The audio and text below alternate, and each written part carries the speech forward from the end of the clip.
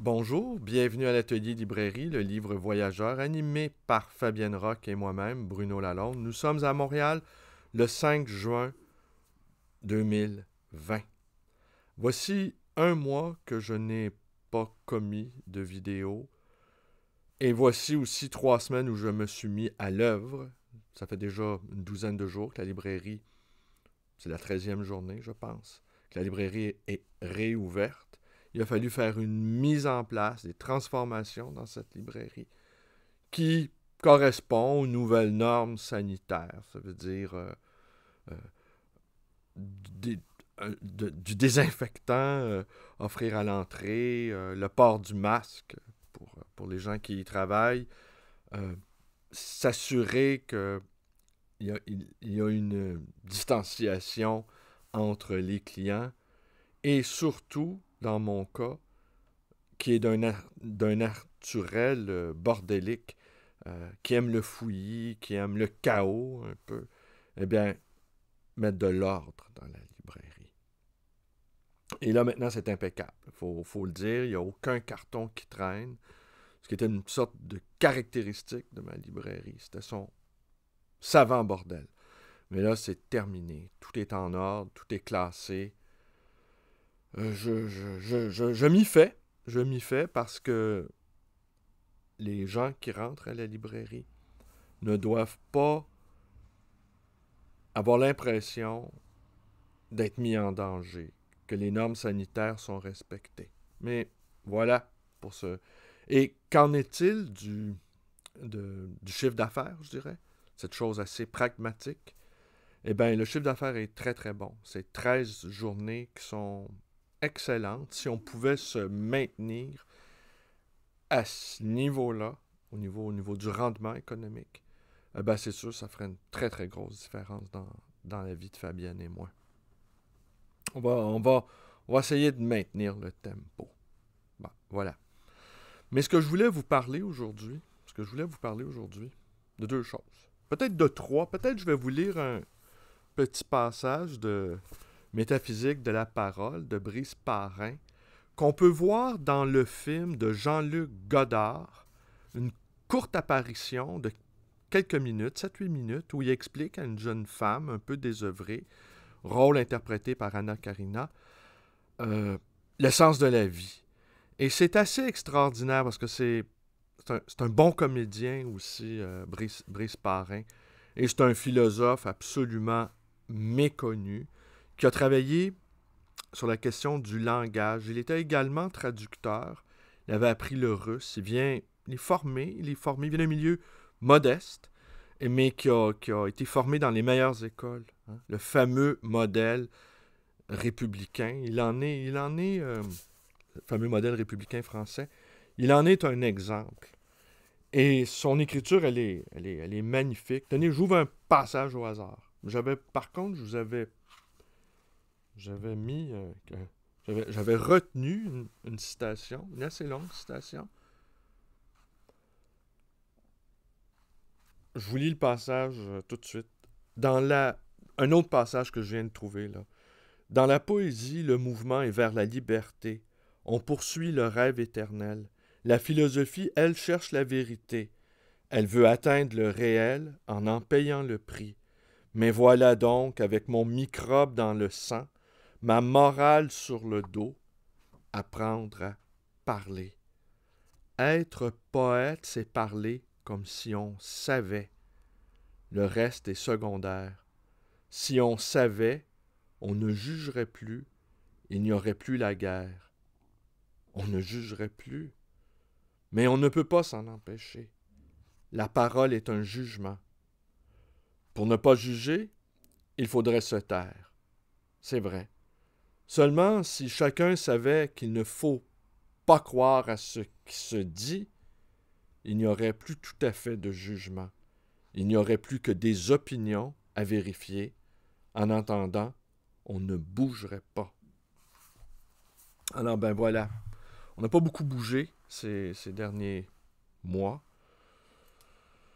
Personnellement, je jugeais, avant que cette pandémie meurtrière déferle sur nous, je jugeais que depuis un bon moment, il ne se passait strictement plus rien dans nos sociétés repues.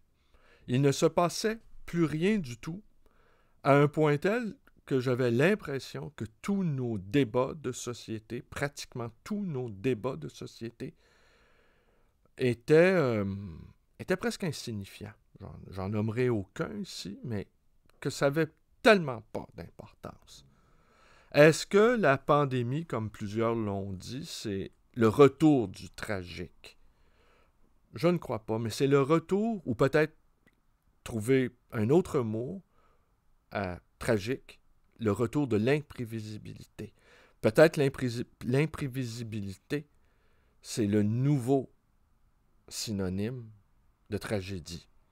Parce que dans une société où tout est planifié, où tout est vraiment planifié, il est survenu quelque chose qui est venu mettre à mal notre hyper-organisation. Mais cette hyper-organisation-là nous cachait un certain nombre de choses. Et c'est de ça dont je vais vous parler aujourd'hui. D'un sujet qui a été complètement absent de toutes les mesures sociales qui étaient nécessaires, qui ont été mis en pratique, qui ont été mis en œuvre. Et ce dont je vais vous parler, ce sont les assistés sociaux. Voilà. Les assistés sociaux qui sont les grands oubliés de la pandémie. Mais pourquoi ont-ils été oubliés à ce point-là? C'est que l'oubli était déjà intégré dans notre système économique. Je ne suis pas allé vérifier les chiffres, mais je pense qu'il y a quelque chose comme 400 000 assistés sociaux au Québec, qui vivent avec, je ne suis pas allé vérifier non plus, qui vivent avec quelque chose comme 700-800 $, faudrait vérifier, par mois, quand ils sont considérés aptes au travail. Voilà. Mais les statistiques gouvernementales disent qu'après 2 ans sur l'aide sociale, tu n'es plus capable de travailler. Alors, forcément, au bout de 2 ans, tu peux développer diverses pathologies parce que la pauvreté, la précarité extrême engendre des maladies. Et donc, forcément, au bout d'un an ou deux de prestations sociales, tu ne peux plus travailler. Donc, tu deviens inapte au travail. Mais si on offre, je pense que c'est quelque chose comme 1100, 1200 $ par mois aux gens qu'on a jugés inaptes au travail, 1100 $, eh bien, ça équivaut à une condamnation à mort. Ah, c'est clair. Et on a accepté collectivement que 400 000 de nos concitoyens soient sacrifiés à l'autel de l'économie. Voilà, ça c'est une réalité qui est indiscutable. Mais les mesures de la PCU qui offrent 2000 $ par mois à tous les travailleurs qui ne peuvent pas recevoir l'assurance chômage. L'assurance chômage, il faut d'abord y avoir cotisé et la structure du travail ayant évolué de telle sorte que de moins en moins de gens cotisent à l'assurance chômage, donc par conséquent, n'y ont pas droit. Et le gouvernement canadien a offert 2000 $ par mois à tous ces travailleurs-là qui n'ont pas le droit à l'assurance chômage. Et le nombre, écoutez, je ne veux pas m'avancer, mais il me semble que c'est quelques millions au Canada. Il me semble que c'est 2 millions au Canada et quelque chose comme peut-être 700 000 au Québec.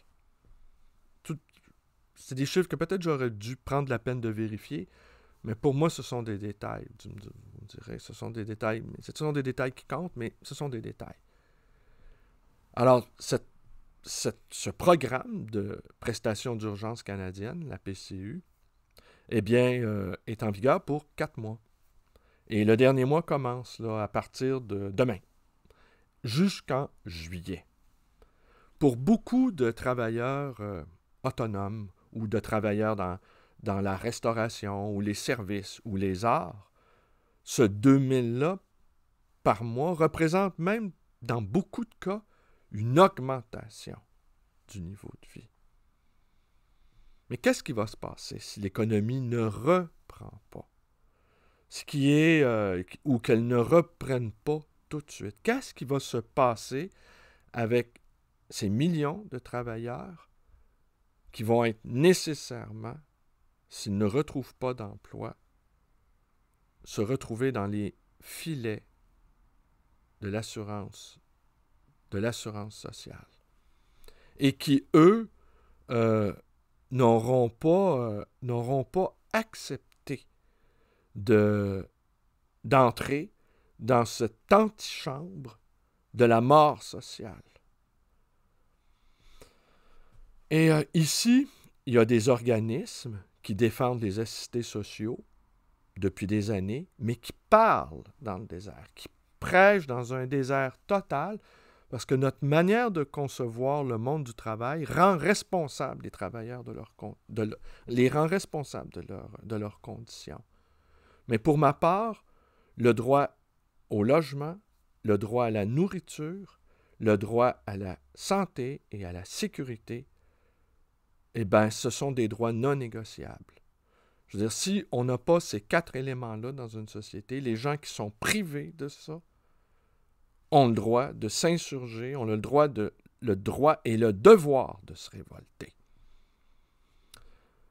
Et je subodore que ces millions de travailleurs n'accepteront pas docilement d'être mis à mort socialement, car ils ont l'habitude du travail, ils ont l'habitude de la vie active, ils ont refusé par avance le stigmate de l'assisté sociale, ils ont refusé par avance d'être mis à mort par le système économique, et je pense qu'ils ne se laisseront pas faire. Ça, c'était mon premier point. Et que nous avons là, potentiellement, les germes, peut-être non pas d'une révolution, mais assurément de troubles sociaux de grande envergure. Troubles sociaux nécessaires. Mon deuxième point.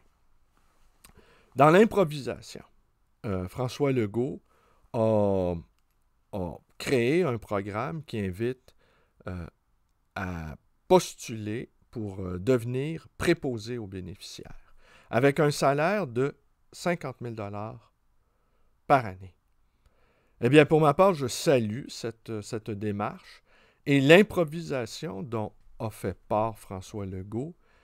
Et je vais faire une petite parenthèse ici sur François Legault, qui est devenu indépendant de fortune, comme selon la formule, avant l'âge de 40 ans. À 39 ans, eh bien, il n'avait plus besoin de gagner sa vie il n'avait plus besoin de travailler pour gagner sa vie. Et à partir de 40 ans, il s'est consacré au service public. Et son désir, j'ai déjà dit que j'étais épaté par la puissance de son désir. Lui, dès l'âge de 40 ans, il n'avait une seule idée, c'était de devenir premier ministre du Québec. Et il l'est devenu. Et beaucoup jugent qu'il est malhabile dans son expression verbale, qu'il s'exprime laborieusement. Mais il faudra que certains intellectuels comprennent que la plasticité intellectuelle des entrepreneurs qui doivent faire face quotidiennement à l'imprévisibilité, à des planifications mises à mal par la réalité, eh bien, cette plasticité-là intellectuelle, c'est un signe d'intelligence. Peut-être que François Legault, j'ai appris pendant cette pandémie, petite parenthèse, que son écrivain préféré, c'était Romain Gary. Alors, je le sers à qui veut l'entendre à la librairie. Vous savez, c'est qui l'écrivain préféré de François Legault? C'est Romain Gary. Alors, les réactions sont assez contrastées. Il y en a qui disent ouais, je sais pas si je m'en vanterais, ou encore ouais, est-ce qu'il les a vraiment lus? Ou on peut juste... on a peine à imaginer, au fond, qu'un premier ministre, qui, bien entendu, n'est pas un intellectuel, puisse lire des livres. Lors d'un point de presse donné récemment sur la situation dans les CHSLD, qui étaient aussi les autres invisibles. Je vais aller voir, vous allez voir le raccommodement que je vais faire, parce que c'est de ça que je vais vous parler en troisième sujet. Eh bien, il a confié aux journalistes et à la population qu'il avait lu tous les ouvrages de Marie Laberge. J'ai entendu Marie Laberge se réjouir de ça, qu'un premier ministre québécois lise une autrice. Une autrice que moi je méconnais, je peux le dire, mais qui assurément a probablement beaucoup plus de talent que certains intellectuels peuvent l'imaginer. Bon. Et pour ma part, ça m'a plu, ça, que notre premier ministre, eh bien, nous confie avoir lu cette autrice. Ça m'a réjoui.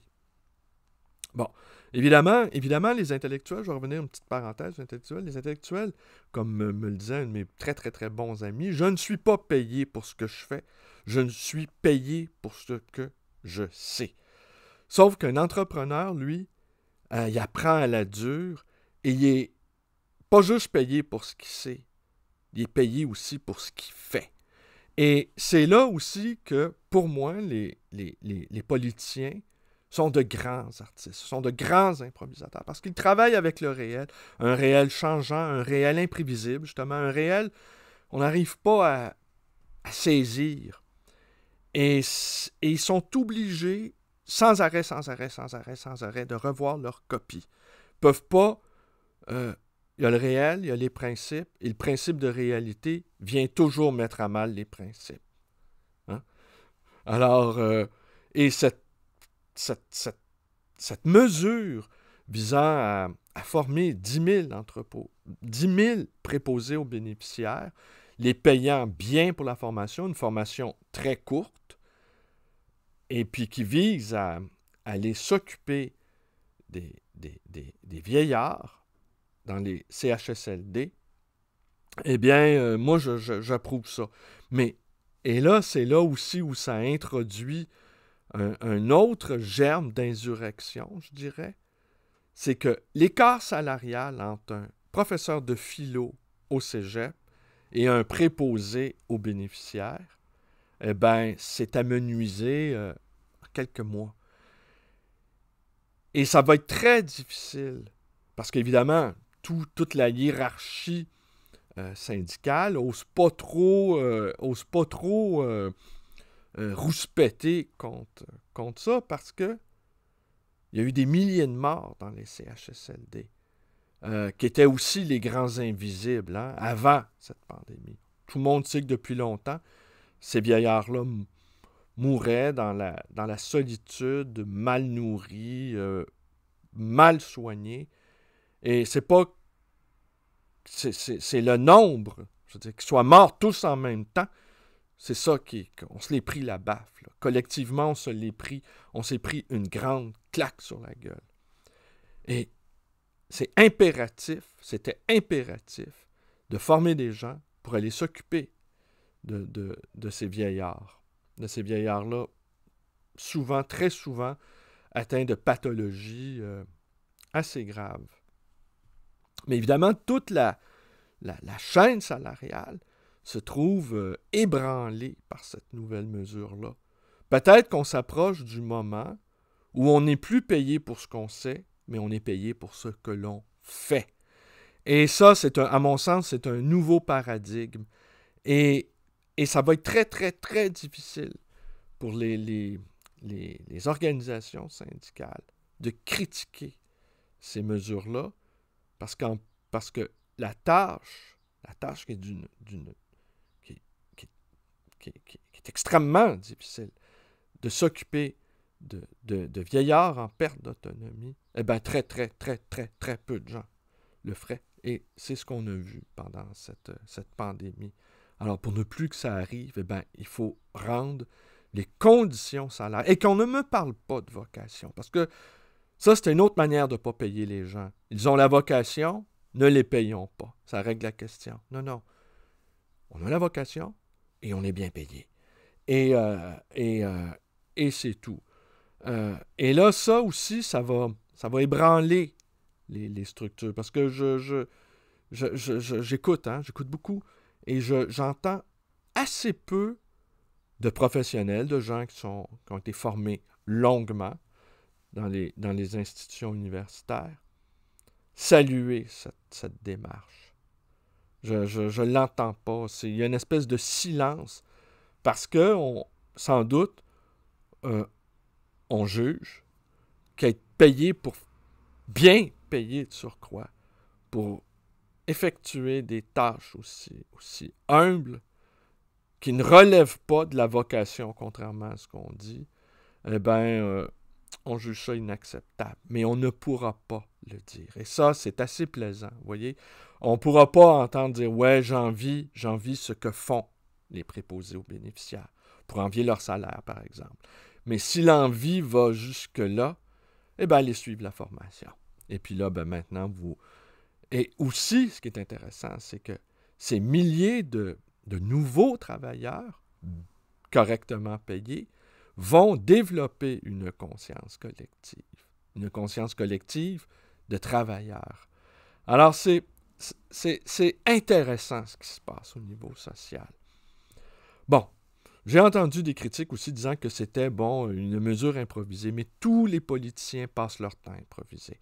Pour moi, la figure accomplie du politicien, c'est le jazzman. Et la partition, c'est la société. Et les bons jazzman, eh bien, ils improvisent. Et c'est là aussi où Legault a cette capacité d'improvisation qui lui vient de sa formation d'entrepreneur. Au fond, c'est un artiste à quelque part. Et peu importe qu'il s'exprime de manière laborieuse, eh bien, il prend des mesures. Des mesures qui vont avoir des conséquences sur l'ensemble de la société. Par avance, je m'en réjouis, je ne vous cacherai pas. C'était quoi mon troisième point? Eh bien, mon troisième point, je pense qu'il n'y avait pas de troisième point. Je pense que je l'ai l'invisibilité des assistés sociaux. L'invisibilité des vieillards dans les CHSLD. Eh bien, cette invisibilité-là nous a été révélée. Alors, on n'a pas fini de voir des choses. On n'a pas fini de... Enfin, il va se passer quelque chose. Moi, je jugeais qu'on était devenu une société terriblement embourgeoisée avec des débats des débats insignifiants de gens repus. Là, on revient à l'imprévisibilité de l'existence. L'imprévisibilité, c'est le nouveau mot, c'est le nouveau synonyme pour la tragédie. On va réapprendre à vivre avec cette imprévisibilité de l'existence qui est constitutive de notre être. Est-ce que je vous lis le petit passage que j'avais l'intention de vous lire? Attendez. Je vais voir si je le retrouve d'abord. Il était bien celui-là, hein? Tenez.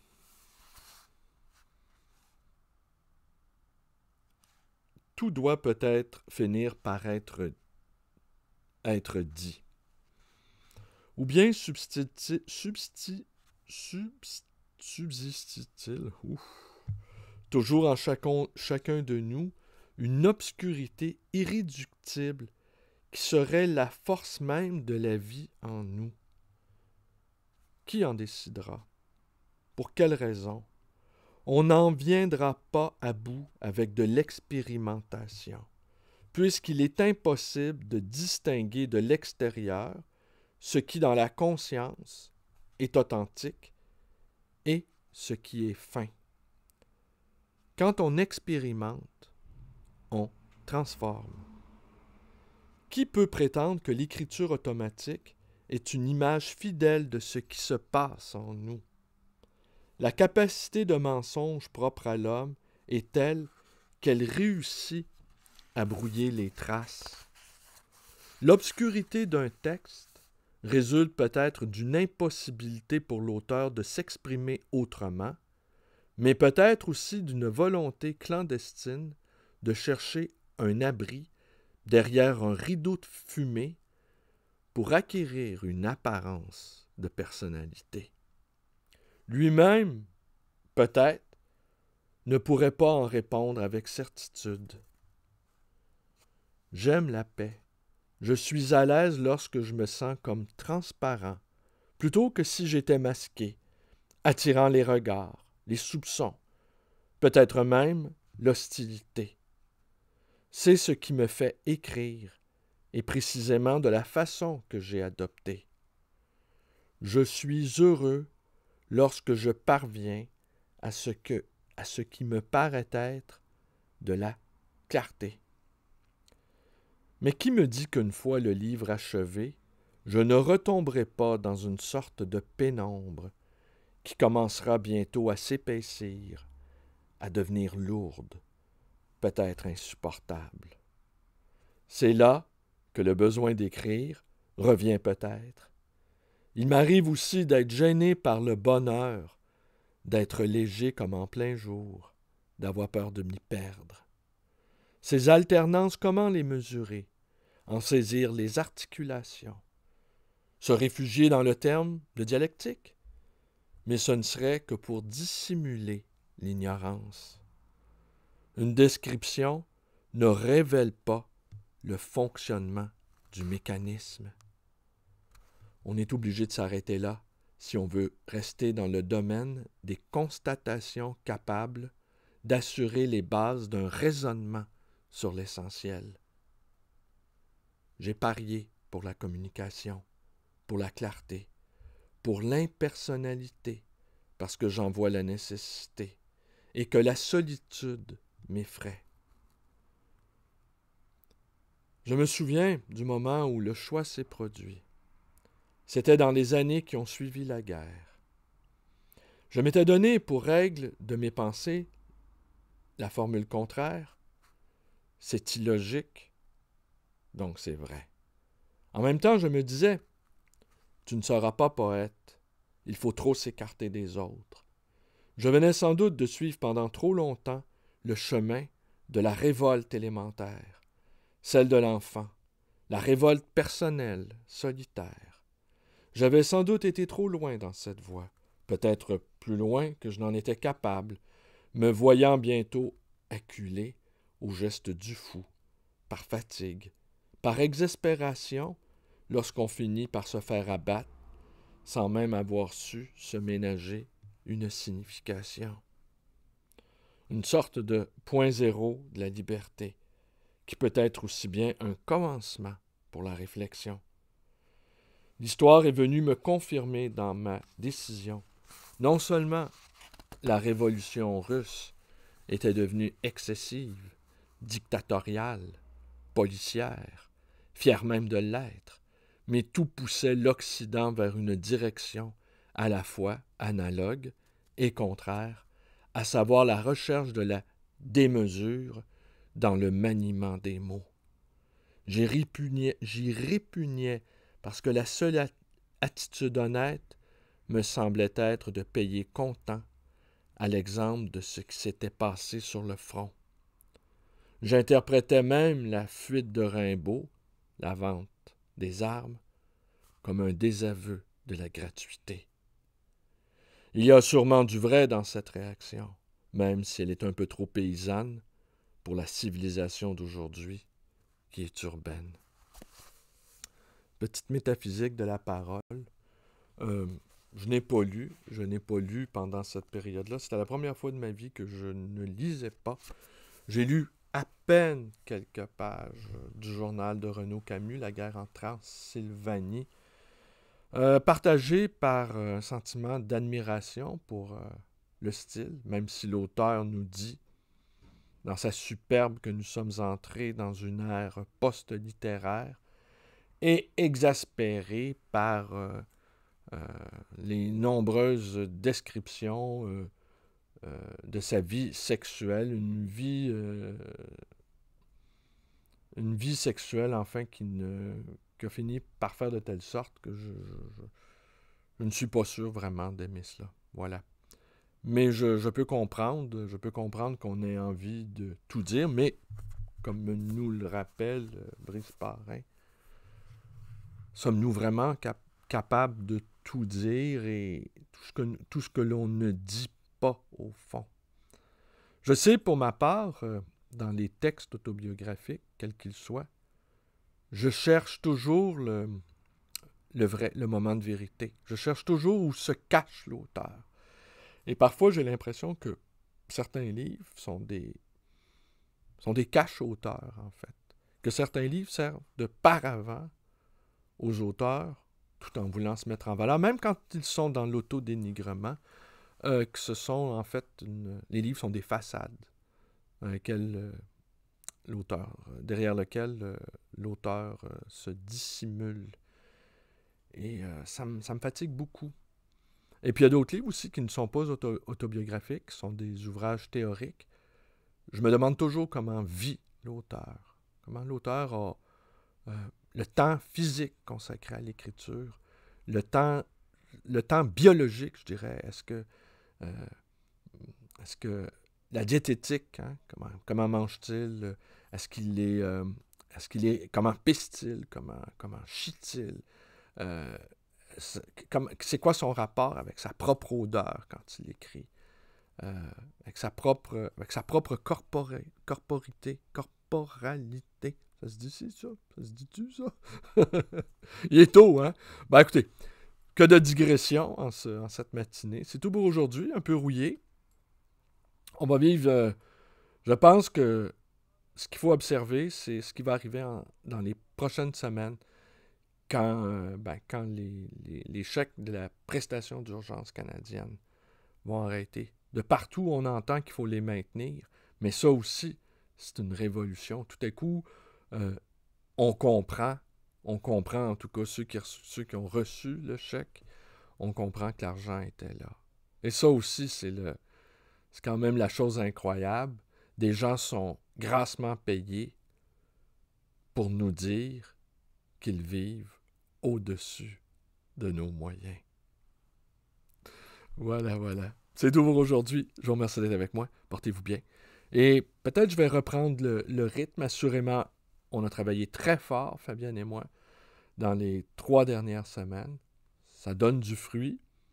On s'adapte. C'est une nouvelle réalité. On s'adapte. Et voilà tout. Merci. Bonne journée à tous.